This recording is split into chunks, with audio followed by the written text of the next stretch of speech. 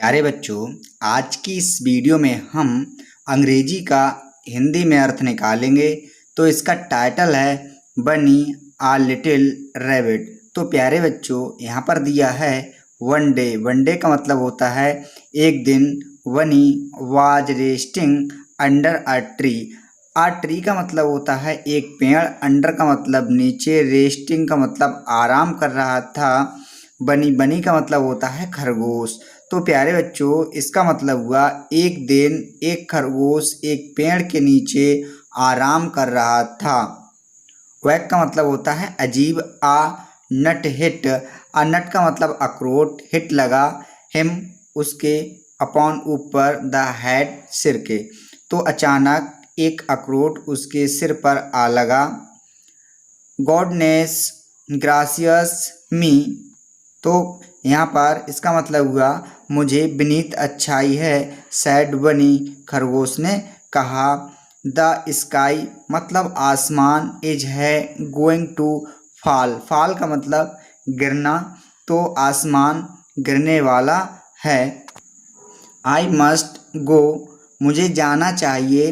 And tell tell का मतलब बताना, द किंग और मुझे राजा को बताना चाहिए। तो वह कहता है ही वेंट अलॉन्ग टिल काफ़ी लंबी दूरी तय करने के बाद ही मेट ए कोक वह एक मुर्गे से मिला।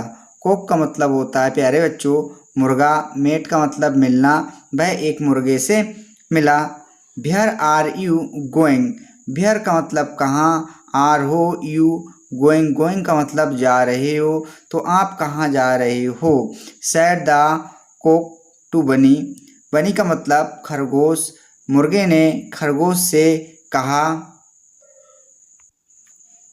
ओ अरे, I am going to tell the king. I का मतलब मैं, एम हूँ, गोइंग जा रहा हूँ, टू टेल बताने के लिए, मैं बताने के लिए जा रहा हूँ, द किंग राजा को, दैट की the sky is going to fall आसमान गिरने वाला है। सैड सैड का मतलब कहा।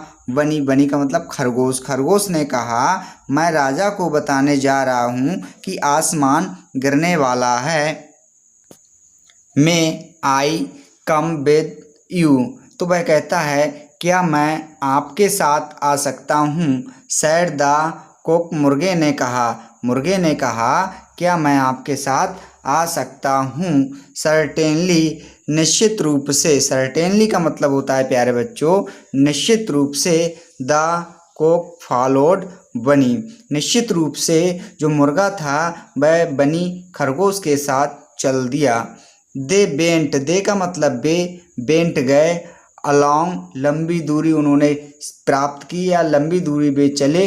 इन द वे रास्ते में। इन द वे का मतलब रास्ते में। दे मेट मिले, आ डक। डक का मतलब होता है बत्तख। रास्ते में वे एक बत्तख से मिले। Where are you going.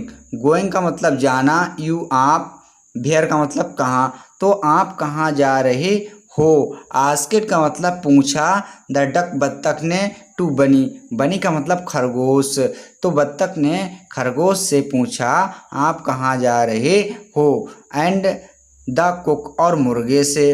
तो जो बत्तख थी उसने खरगोश और मुर्गे से पूछा आप कहाँ जा रहे हो। ओ अरे, we are going to tell. We का मतलब हम, आ रहे हैं, गोइंग जा रहे हैं, टू टेल बताने के लिए, द किंग राजा को। द किंग का मतलब प्यारे बच्चों राजा। तो वे कहते हैं कि हम राजा को बताने के लिए जा रहे हैं। दैट का मतलब कि द स्काई। स्काई का मतलब आसमान, इज गोइंग टू फॉल आसमान गिरने वाला है। सैड द बनी। सैड द बनी। बनी का मतलब खरगोश। एंड द कुक मुर्गे ने कहा।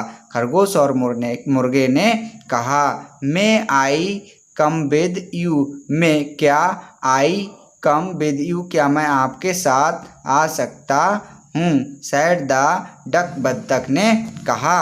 Where are you going. Where का मतलब कहाँ, आर हो यू आप गोइंग जा रहे हो, आप कहाँ जा रहे हो। Said the goose to them, बत्तख ने उनसे कहा आप कहाँ जा रहे हो।